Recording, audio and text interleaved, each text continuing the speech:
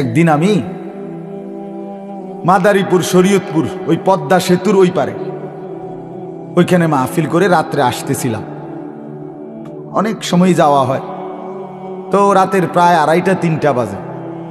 পদ্মা সেতু পার হয়ে এই পারে আইসা রাত বাজে গেছে।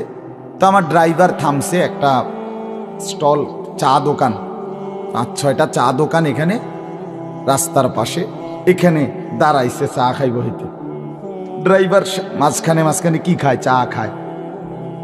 রাত্রে যেহেতু গাড়ি চালায় দূর পাল্লায়, তো আমি থামছি। আরে ওই জায়গাটার মধ্যে এই রাতের 3টা বাজে আপনার চা দোকানগুলোর পাশে একটা খোলা জায়গা আছে, ওই ড্রেজার দিয়া মাটি ভরাট করছে আর কি, বিশাল এরিয়া। এখানে দেখলাম প্রায় ওই সময় রাতের 2টা-2:30 বাজে, কমপক্ষ 200 মোটরসাইকেল এখানে। প্রতিটার মধ্যে একটা একটা যুবক ছেলে আছে, আর অধিকাংশটার মধ্যেই একটা একটা মেয়ে আছে।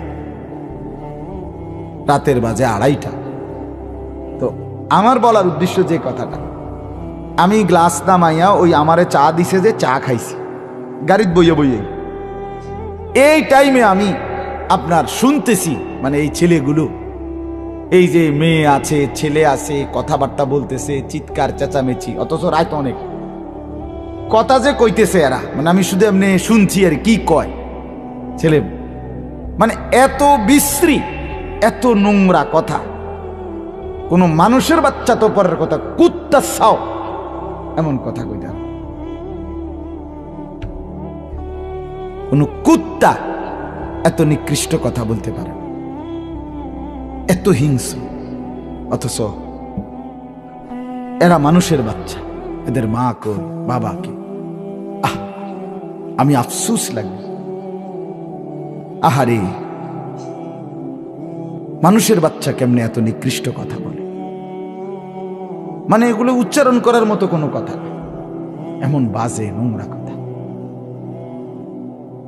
আপনারা জানেন না মুরব্বীরা, আপনাদের মহল্লার এই সমবয়সী ছেলেগুলো কি কয় কি করে, আপনারা পাগল হয়ে যাবেন।